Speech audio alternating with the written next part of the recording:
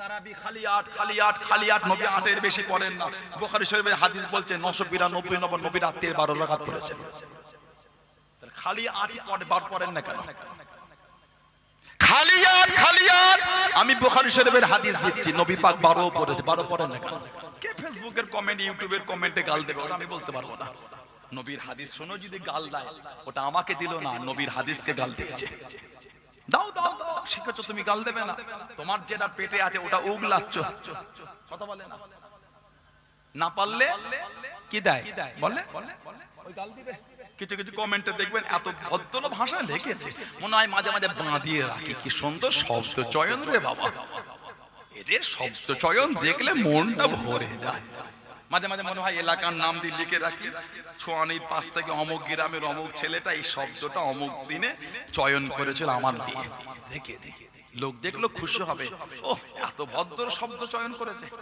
বলো নাউযুবিল্লাহ। আল্লাহ রাসূল বলেছেন, বুখারী শরীফ আর মুসলিম শরীফ মুত্তাফাকুন আলাইহি হাদিস, মান আল্লাহ রাসূল বলেছেন সিবাবুল মুসলিম ফুসুকুন, মুসলমানকে গাল দেওয়াটা হচ্ছে ফাসিকি, মুসলমানকে গালি দেওয়াটা হলো ফাসিকি, আল্লাহ রাসূল বলেছেন।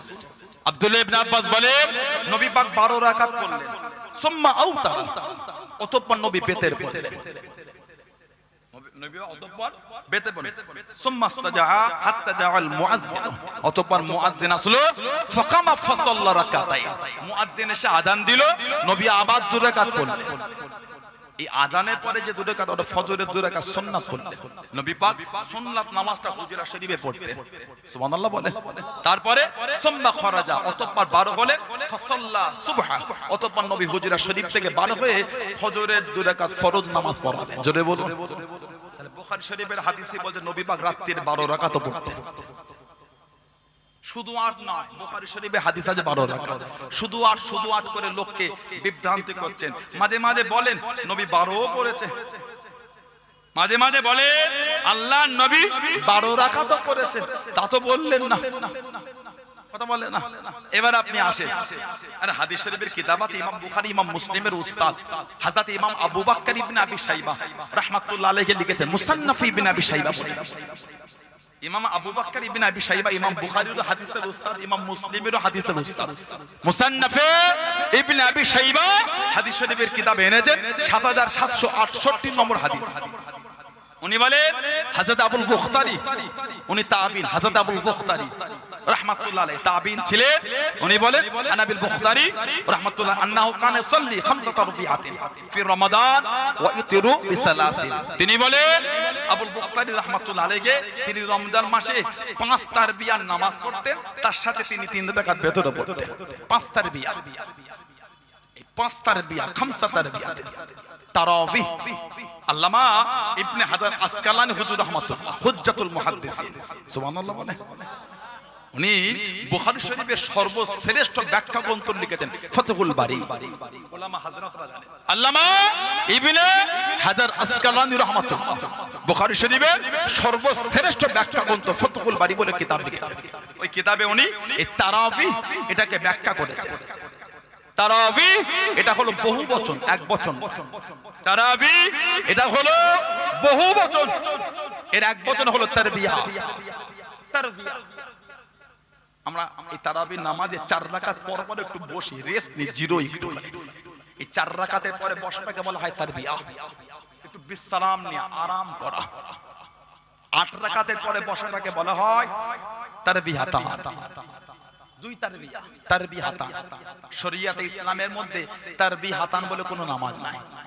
যারা বলে তারাবি 8 রাকাত, ওটা তারাবি হবে না, ওটার নাম হবে তারবিয়াতান। নামেও লোককে ধোঁকা দিচ্ছেন, ওটা হলো তারবিয়াতান। 8 রাকাত যদি বলেন তাহলে নাম হবে তারবিয়াতান, তারাবি হবে না। আল্লামা ইবনে হাজার আসকালানি হুজ্জাতুল মুহাদ্দিসিন উনি কিতাবে ফাতহুল বারীতে উনি ব্যাখ্যা করেছেন তারবিয়াতান 2 তারবিয়ার নামাজ, মানে 2 বৈঠক। 8 রাকাতে 2 বার বৈঠক, একটু রেস্ট নিয়ে জিরিয়ে নেওয়া হয়। উনি বলেন তারবিয়াতান এই নামাজ শরীয়তে ইসলামে নাই। আমরা বলি তারাবিহ 5 তারবিহ, মানে 5 তারবিয়া, 4-5 বলে 4-5।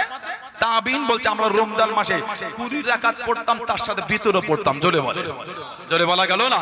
আর একটু জোরে বলা যাবে না? বলেন আলহামদুলিল্লাহ। জোরে বললেন আলহামদুলিল্লাহ।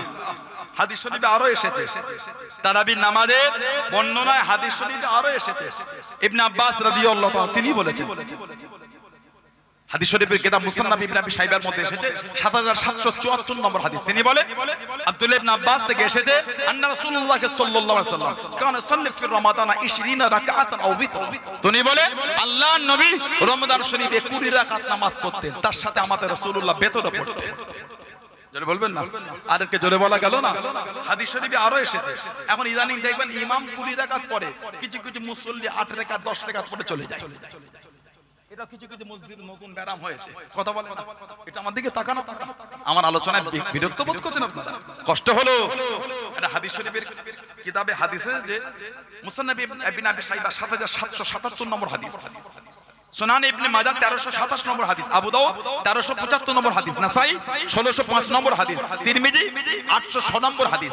আল্লাহ রাসূল বলেছেন ইন্নাহু মান কামা মাল ইমামি হাত্তা ইয়ানসারিফা কুতিবা লাহু কিয়ামুল লাইলাতান। নবী বলেন, আল্লাহ রাসূল বলেছে অবশ্যই যে ব্যক্তি ইমাম সাহেব যতক্ষণ নামাজ পড়বে ততক্ষণ ইমামের সাথেই নামাজ পড়লো, তার নামায় আমালে সারা রাত নামাজের সওয়াব লেখা হবে।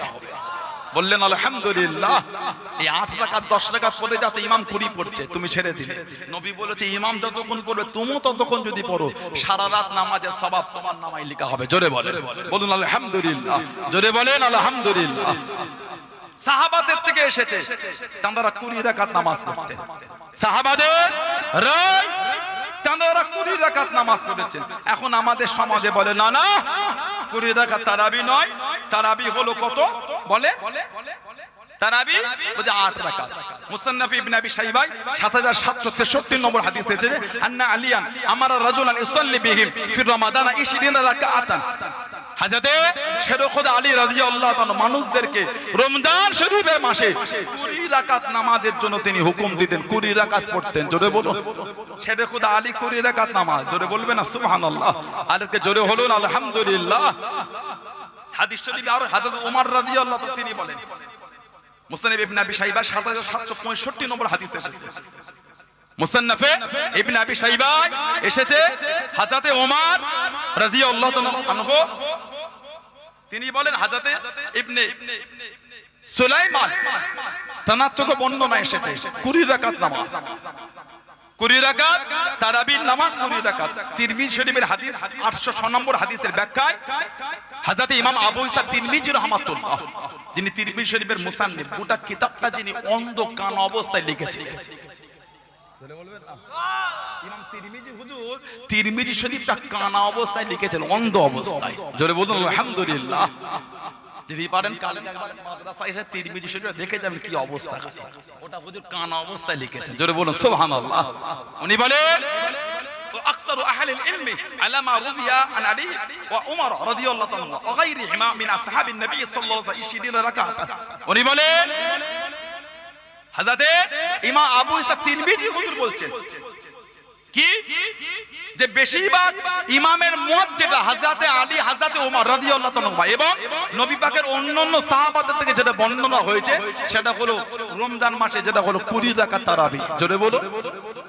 ইমাম শাফিঈ হুজুর বলেন ওহুয়া কাউলু সুফিয়ান সাউরি ওয়া ইবনে মুবারাক ওয়া শাফিঈ। ইমাম আবু ইসা তিরমিজি বলেন এই রায় হলো সুফিয়ান সাউরি এবং আব্দুল্লাহ ইবনে মুবারাক এবং ইমাম শাফিঈ রাহমাতুল্লাহ।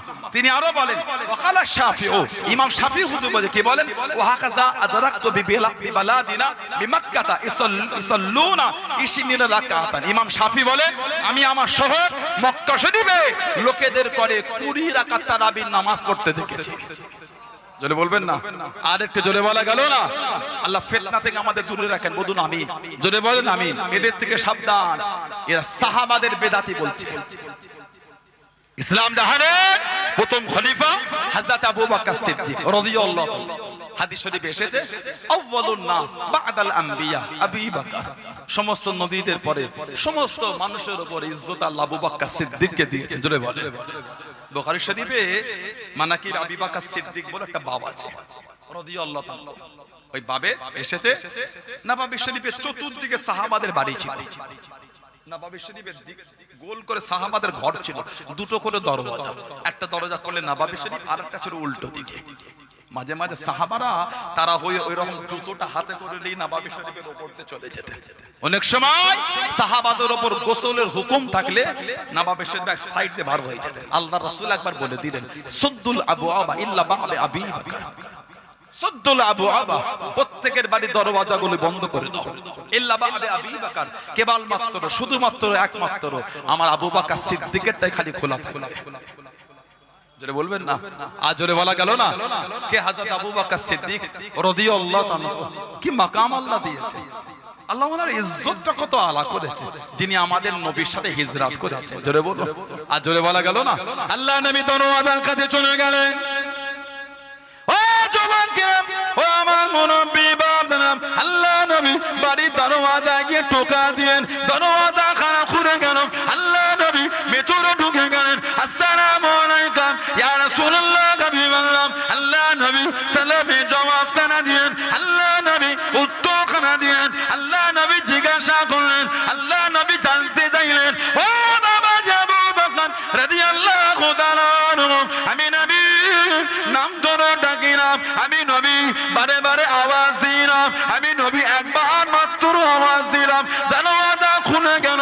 আপনি কি ঘুমান নাই? আপনি কি ঘুমান নাই? ইয়া রাসূলুল্লাহ, হাবিবাল্লাহ, ইয়া রাসূলুল্লাহ, হাবিবাল্লাহ। আল্লাহ পাকের নবী, আমি আবু বকর রাদিয়াল্লাহু তাআলা আনহু আপনার জন্য জেগে আছি। হুজুর আমি একা না, হুজুর আমি একা না, আপনার জন্য আমার মেয়ে হযরত আসমা রাদিয়াল্লাহু তাআলা আনহু সেও জেগে থাকে। জোরে বলুন সুবহান, আর একটু জোরে বলুন সুবহান। আমি একা না, আমার আসমাও জেগে থাকে। আসমা বিনত আবী বকর রাদিয়াল্লাহু তাআলা। মুসলিম শরীফে এক হাদিস আছে, যে মুসলিম শরীফে নবী পাকের একটা জুব্বা শরীফ হযরত আসমা রাদিয়াল্লাহু তাআলা আনহার কাছে ছিল। নবী পাকের জুব্বা শরীফ যখন কেউ অসুস্থ হতো, এটা মেশকা শরীফে এসেছে, যখন কেউ অসুস্থ হতো ওই জুব্বা শরীফটা পানিতে ডুবিয়ে জুব্বা শরীফ তুলে ওই পানিতে গোসল করালে আল্লাহ পাক তাকে শিফা দিয়ে দিতেন। জোরে বলা গেল না। আমাদের পীর মুর্শিদ, আমাদের পীর মুর্শিদ আলা হযরত মুফতি আযম মিজলা হুজুর আবু সাফা সিদ্দিকী রাহমাতুল্লাহ হুজুর একটা কিতাব লিখে তাহকিকুল মাসাইল বলে। হুজুরের ওই কিতাবের ওয়াসিলা অধ্যায়টা খুলে দেখবেন, এই হাদিস শরীফটা হুজুর নকল করেছে।